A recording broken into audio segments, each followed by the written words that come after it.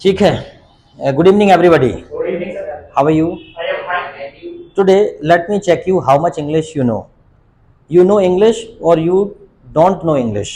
What you know? Which language you know generally? I want to check. आज मुझे check करना है कि आप कौन सी भाषा जानते हैं. आप अंग्रेजी जानते हैं या आप हिंदी जानते हैं. जनरली आप इस बात का दावा करते हैं कि आपको हिंदी आती है और आपको अंग्रेजी बिल्कुल भी नहीं आती है.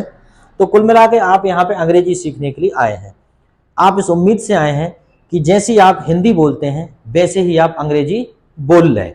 मतलब आप इस उम्मीद से आए हैं कि आप अंग्रेजी में भाषण दे सकें, अंग्रेजी में बातचीत कर सकें, आप अंग्रेजी में कोई भी लेख लिख सकें, अंग्रेजी में आवेदन लिख सकें, अंग्रेजी की अगर फिल्में आ रही हैं तो उनको समझ सकें, अंग्रेजी में कोई गाना आ रहा है उसे समझ सकें और आप खुद भी वैसे गाना अंग्रेजी में गुनगुना सकें और आप फिल्मों को भी लिख सकें, बना सकें. ऐसा कुछ शायद आप इस अनुमान से आए हो कि आप जो भी कोई आपसे, जैसे हिंदी में कोई आपसे कुछ प्रश्न पूछता है तो आप फटाक से जवाब दे देते हो. इसी प्रकार आप चाहते हो कि इंग्लिश में कोई आपसे पूछे तो आप फटाक से जवाब दे दो. Am right? शायद ऐसा ही कुछ सोच के आप यहाँ पे आए हो कि जैसे आप हिंदी में मास्टर हो वैसे हम अंग्रेजी में मास्टर हो जाएं. तो आज हम एक प्रयोग करना चाहते हैं कि आपको हिंदी कितनी आती है. क्योंकि बात हिंदी की हो रही है. मातृभाषा अगर आप 2 साल नहीं बोले होगे, 2.5 साल, 3 साल भी नहीं बोले होगे, तो जितनी साल के आप हो उसमें 3 कम कर लो, उतनी साल से हिंदी भाषा बोलने का आपके पास अनुभव है. Am right? है कि नहीं? मतलब अगर आप 15 साल के हो तो ये मान के चलो कि 13 साल से आप अंग्रेजी बोल रहे हो, बल्कि 12 साल से, 3 साल और नहीं बोले होगे तो मतलब 12 साल से आप अंग्रेजी बोल रहे हो, हिंदी बोल रहे हो. मैं गलत बोल रहा हूँ. 12 साल से आप हिंदी बोल रहे हो और 3 महीने में अंग्रेजी सीख के आप वो 12 साल जो हिंदी सीखने में लगाया है उतना आप 3 महीने में करना चाहते हो. Am right? आप सोचते हो जैसे हम हिंदी बोलते हैं वैसे ही हमें अंग्रेजी आने लगे. Okay, completely we can communicate to anybody. It's your wish, it's your desire. Understand? It's your planning और target. Whatever you have, what is the reality that you people expect lot from the coaching classes, that if you are in any coaching classes you want to speak English like Hindi, just as you speak Hindi without fail, without any obstacle, without getting stuck, in the same way you want to speak English with fluency. right? तो जरा आपका check कर लें थोड़ी देर. तो जैसे कि आप चाहते हैं कि हिंदी में अगर कोई आपसे कहे कि मोबाइल के बारे में बोलो तो आप चाहते हैं कि जैसे हमसे कहा और हम बस चालू हो जाएं. Mobile is very important device. It's is in every pocket. Mobile changed our life. It's the time of mobile revolution. It's a mobile revolution that every pocket has mobile, every family has mobile, every man and woman has mobile. Some man and woman has 2-3 mobiles. So this way mobile has been a very important part of human life. Since morning to the evening person operates mobile. तो ऐसा आप चाहते हो कि हम भी ऐसे ही बोलें. तो इसके पहले मातृभाषा तो हमें आती है, तो हम हिंदी का चेक कर लें कि आपको कितनी हिंदी आती है. सभी के घर में टीवी है. चलो ठीक है कृष्णा, आ जाओ जरा इधर, जल्दी आओ, दौड़ के आओ कृष्णा, जल्दी आ जाओ. और आपके घर में टीवी है? चलो ठीक है, इधर खड़े हो जाओ. बिल्कुल ठीक है.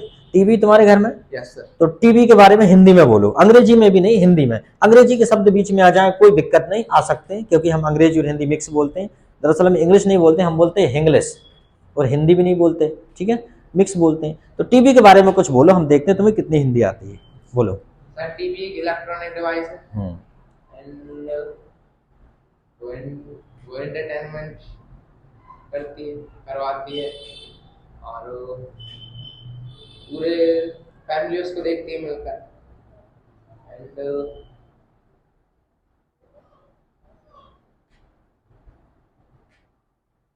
कितने सेंटेंस बोलो इन्होंने? 3, वो भी हिंदी में नहीं बोले. चलो, हम वही कह रहे थे कि ये टीवी के बारे में 3 सेंटेंस भी नहीं बोल पाए हिंदी में, और ये मुझसे उम्मीद कर रहे हैं कि 3 महीने में बिल्कुल फर्राटेदार अंग्रेजी सीखना है कि हमें खड़ा कर दिया जाए यहाँ पे तो हम फर्राटेदार बोलने लगेंगे. ठीक है, चलो ठीक है, बाद में बताऊंगा ये क्या प्रॉब्लम है. चलो, आप जो है मिस्टर लवकुश, आप बताएंगे दूसरे विषय पर. आपका दूसरा विषय है आप सभी के घर में. ठीक है, तो आप बोलेंगे किस पे? मोबाइल के बारे में बोलो. चलो. पहले जमाने में जो मोबाइल आते थे वो साधारण सिंपल मोबाइल आते थे.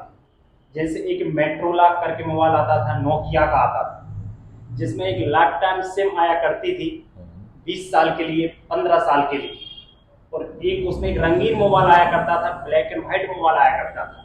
ब्लैक एंड व्हाइट मोबाइल के लिए लोग कम पसंद करते थे, उस टाइम पे रंगीन मोबाइल आया करता था, उसके लिए लोग ज्यादा पसंद करते थे। उस टाइम पे मोबाइल की कीमत 7-8 हजार रुपए हुआ करती थी, जो मैंने देखा उसका बता रहा हूँ। गाँव देहात में कहीं मोबाइल किसी व्यक्ति लेके चल जाए, उसके लिए लोग देखने को तरस जाते थे कि ये व्यक्ति मोबाइल रखे, क्या मोबाइल है। और उसके लिए जब सिग्नल नहीं मिलते थे तो लोग बाग छोटे छोटे पेड़ों में या लेंटर जिसके घर पे होता था उसके घर पे चढ़ के बात किया करते थे। लोग उसको देखते थे, इसके पास मोबाइल है, मोबाइल से बात हो रही है, तो लोग एक तरसते थे। फिर धीरे धीरे मोबाइल का क्रेज बढ़ गया, मोबाइल टीवी वाले मोबाइल आने लगे, तो कुछ लोग बोलते थे जी मोबाइल देखो, इस मोबाइल में तो टीवी भी चलती है। तो ब्लैक एंड व्हाइट टीवी चला करती थी। फिर इसके बाद रंगीन टीवी चलने लगी, लोग बोलते थे अरे इसके मोबाइल में तो रंगीन टीवी भी आती है, जरा भैया हमको दिखाओ। तो बोले अरे भैया आप तो कार्ड ले आओ, कार्ड में डलती है पिक्चर वगैरह और अपन मोबाइल में देखेंगे।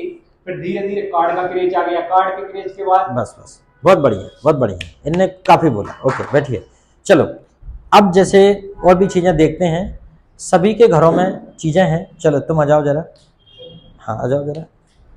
जैसे कि तुम शिक्षा ले रहे हो, शिक्षा, एजुकेशन, तो एजुकेशन के बारे में बोलो कुछ। एजुकेशन और शिक्षा, पढ़ाई लिखाई, इसके बारे में कुछ बोलो। सर जैसे आप बढ़िया सिखाते हैं। हाँ हाँ, और बोलते जाओ शिक्षा के बारे में कुछ भी, क्योंकि भाई हिंदी में बोलना है।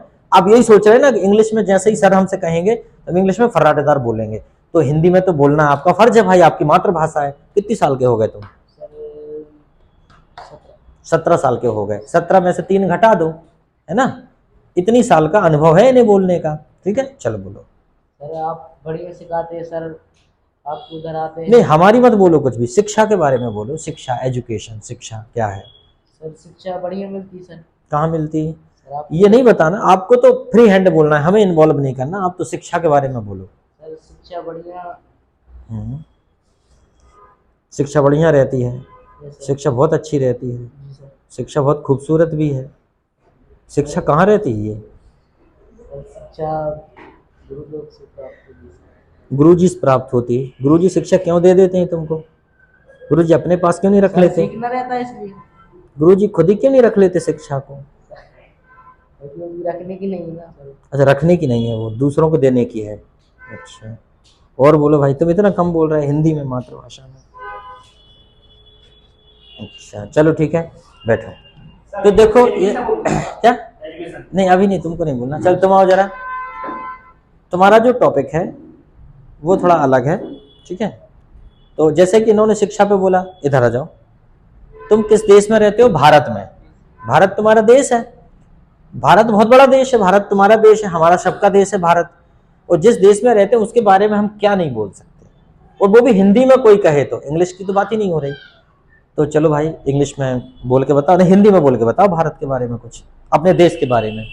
बोलो। सर हमारा देश बहुत अच्छा देश है, हम्म, हम इस देश के नागरिक हैं। बोलते जाओ, तुम तो ढाए ढाए बोलते जाओ बिना रुके, जो भी मुंह में आ रहा है।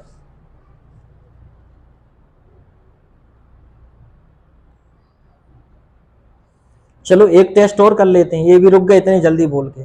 लेकिन यही बच्चा सोचता है कि 3 महीने में फर्राटेदार अंग्रेजी बोलूंगा। लेकिन क्या तुम्हें फर्राटेदार हिंदी आती है? मैं तुम्हारी इंसल्ट नहीं कर रहा, मैं तुम्हें कुछ एक चीज बताने चाह रहा हूं कि प्रॉब्लम है कहाँ, प्रॉब्लम कहाँ है वो चीज। चलो चलो एक काम करते हैं, भाषण तो देना आपको नहीं आता, लेकिन हिंदी में बातें करना तो आपको आता है। चलो भाई बातें कर लेते हैं। चलो तुम आ जाओ, तुम थोड़े ज्यादा बातें खानी हो, आ जाओ इधर आ जाओ। तुम दोनों बात करो हिंदी में कुछ भी, बिना डरे, निडरता के साथ कुछ भी बात करो। लो ये माइक तुम अपने हाथ में रख लो ताकि तुम्हारी आवाज आनी, तो आवाज नहीं आएगी। कुछ भी बात करो। आपका नाम क्या है? थोड़ी और इधर जाओ। मेरा नाम उमाली है। आप कहाँ पढ़ते हो? मैं अभी कॉलेज में पढ़ता हूँ, फर्स्ट ईयर क्लास में। आपने 11th में क्या सब्जेक्ट लिया था? 11th में आर्ट लिया था। आप कोचिंग क्यों आते हो? इंग्लिश सीखने के लिए, बोलने के लिए। इंग्लिश क्यों सीखना चाहते हो? आगे चलकर इंग्लिश काम हो। खाना क्या खाते हो आप? खाना, दाल चावल रोटी सब्जी। सोते कब? 9 बजे। साइकिल चलाते हो? यस। फोन है आपके पास? यस। कौन सा है? Oppo A12। आपके पास? मेरे पास भी हो। इधर तो देखा ही नहीं जहाँ पब्लिक बैठी है, उधर देख रहा है बोर्ड साइड, इधर भी देख ले भाई थोड़ा। आप कौन से स्कूल में पढ़ते हो? मैं VTI कौन सी क्लास में? 9th क्लास में। और आप? First year first year college में। कॉलेज।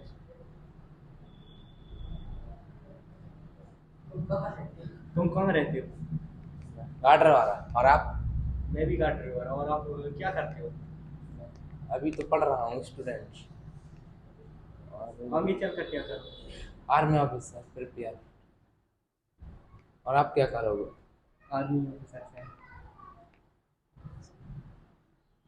और बात करो थोड़ा और आगे। तुम्हारे भाई का नाम क्या है? अरे इधर आगे नहीं जाना भाई, उधर पीछे जाना है, आपस में एक दूसरे के आगे आना है। तो लोग कुछ नहीं मेरे भाई का नाम श्रेयांश है। और आप? तुम्हारे? गोविंद मान। तुम्हारे कितने भाई बहन हैं? हम 2 भाई हैं और 1 बहन। तुम्हारे पापा क्या काम करते हैं? पापा जी नहीं।